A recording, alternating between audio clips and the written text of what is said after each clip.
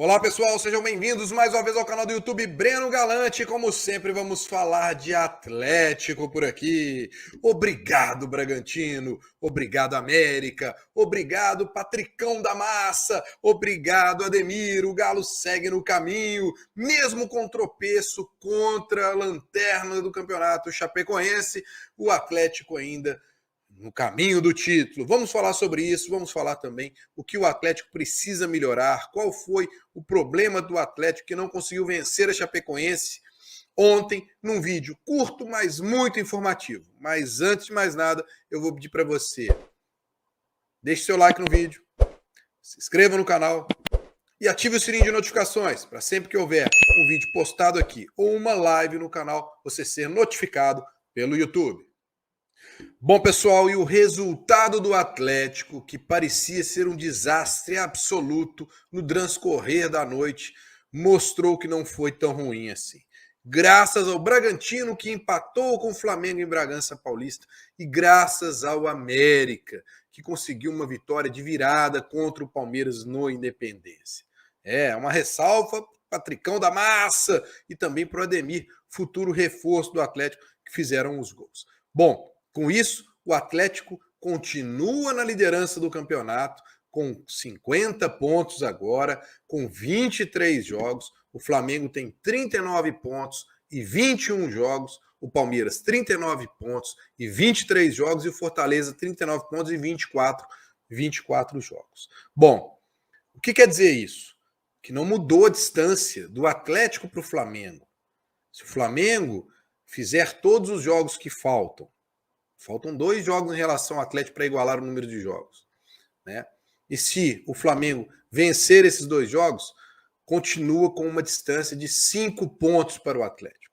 Ou seja, mesmo se o Flamengo vencer o confronto direto com o Atlético ainda tem 2 pontos de vantagem para o Flamengo. Portanto, hoje o Atlético ainda é o único time que depende só dele para ser campeão brasileiro. Os matemáticos da UFMG, após a rodada de ontem, já colocaram lá que as chances do Atlético são de 86,9% de faturar o campeonato. E o Flamengo tem 8,4% de chance. O Palmeiras caiu para 3,1% de chance. Enfim, o Atlético segue firme aí. E outro detalhe que é muito importante para a gente frisar por aqui. Falta um Atlético 15 jogos totais no campeonato, porque ele tem um jogo que foi adiado contra o Grêmio para fazer em casa. Desses 15 jogos que o Atlético tem para fazer, 9 são em casa e 6 fora. O Flamengo tem 17 jogos para poder fazer. Desses 17 jogos que o Flamengo ainda tem que fazer, 8 são em casa e 9 são fora. Portanto, o Flamengo vai sair mais vezes que o Atlético. O Atlético tem só que fazer o seu dever de casa. Vencer em casa. E aí, outro detalhe que é importante, eu sei que muita gente está preocupado aí com o Flamengo, mas eu vou colocar aqui os jogos que restam ao Flamengo. Tem jogo difícil.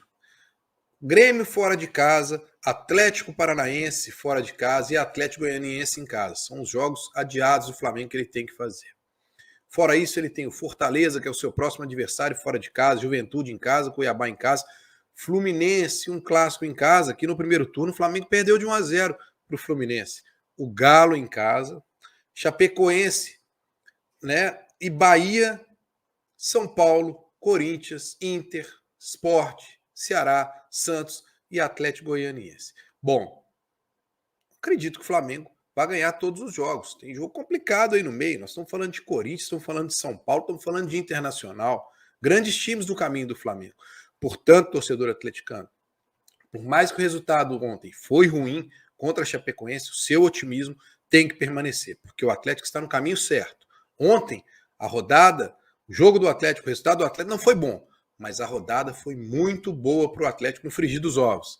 Ninguém imaginava que o Atlético tropeçaria contra a Chapecoense, mas os outros resultados ajudaram bastante o Atlético. Então, torcedor, agora é apoiar o time. Vem o Ceará por aí. Jogo sábado no Mineirão. E o torcedor atleticano tem que se fazer presente. Bom, pessoal, antes de falar o que faltou ao Atlético ontem no jogo contra a Chapecoense, eu quero primeiro dar 2 dicas importantes para vocês por aqui. Primeiro é dizer que agora você pode ser membro aqui no canal, isso mesmo. Clique no botãozinho Seja Membro, você pode interagir mais no canal, participa do nosso grupo de WhatsApp, e você também participa de live comigo aqui durante a semana. Eu sorteio 2 membros para poderem participar de live comigo. Ontem, no pós-jogo, 2 membros participaram da live. E quando tiver convidado especial, você pode também gravar um vídeo com uma pergunta para o convidado especial. Portanto, você sendo membro do canal, você interage mais aqui no canal e, claro, ajuda o canal a crescer. Clique aí no botãozinho seja membro e veja como você pode se transformar em membro aqui do canal. E também lembrar, hein? Todos os dias, 7h30 da manhã, tem vídeo postado aqui no canal, tem live meio-dia e live às 7 horas da noite. Bom, pessoal, não dá para esconder que o resultado ontem contra a Chapecoense não foi um resultado bom para o Atlético. De maneira nenhuma. Ninguém esperava, inclusive, esse resultado do Atlético. Claro, como eu disse no começo do vídeo, os outros resultados da rodada ajudaram o Atlético a permanecer lá na frente e continuar com uma vantagem muito boa em relação aos outros colocados. Manteve a vantagem para o Flamengo e ainda aumentou um pouco para o Palmeiras, aumentou mais um ponto de vantagem para o Palmeiras. Mas a gente não pode deixar de comentar o que aconteceu em Chapecó. O Cuca, após o jogo, falou sobre o gramado, que o gramado estava muito pesado, choveu o dia todo. E depois ele até se redimiu e disse, mas para a Chapecoense também estava pesado. Ok, prejudicou o Atlético, é um time mais técnico. Concordo com o Cuca. E aí o Cuca também falou sobre os desfalques. Aí eu vou ter que discordar um pouco do Cuca. Ok, os desfalques fizeram falta para o Atlético. Mas todo mundo já sabia disso, que iam fazer falta para o Atlético. E o Cuca não quis que os jogos do Atlético fossem anulados. Né? O Flamengo quis que fosse anulado o jogo dele pela questão dos desfalques. O Atlético não. O Atlético disse, não importa, vamos jogar com o que a gente tem. Estamos confiantes, acreditamos no grupo. Então agora não dá para você reclamar dos desfalques. Fizeram falta, o Zarate faz muita falta, né? O Arana faz falta, enfim. Mas o Atlético optou por isso. Então eu acho que essa questão não dá para a gente ficar muito discutindo em relação a isso, mas dá para discutir no que o time não foi bem. Por que o time não evoluiu bem no jogo contra o Chapecoense ontem, que é a lanterna da competição? Porque o Atlético não saiu com uma vitória ontem. E aí tem várias situações que a gente pode dizer aqui. Primeiro, eu acho que o time do Atlético não fez um bom primeiro tempo, não entrou pilhado. Se os jogadores têm agora o discurso de dizer que todo jogo é uma final, o Atlético tem que entrar e encarar todos os jogos como uma final. E não foi isso que aconteceu ontem, no primeiro tempo. O time, mais uma vez, foi muito apático, né? O time não estava se encontrando, fez um gol. O Atlético fez um gol, saiu com essa vantagem de fazer um gol, e aí depois toma um gol numa bobeada, né? Mas enfim, falta ainda o Atlético um pouquinho mais, esse espírito de ser campeão, de brigar.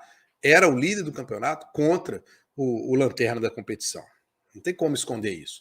E aí eu vou falar sobre alguns jogadores aqui individualmente. Muita gente criticou o Natan pelo lance do pênalti.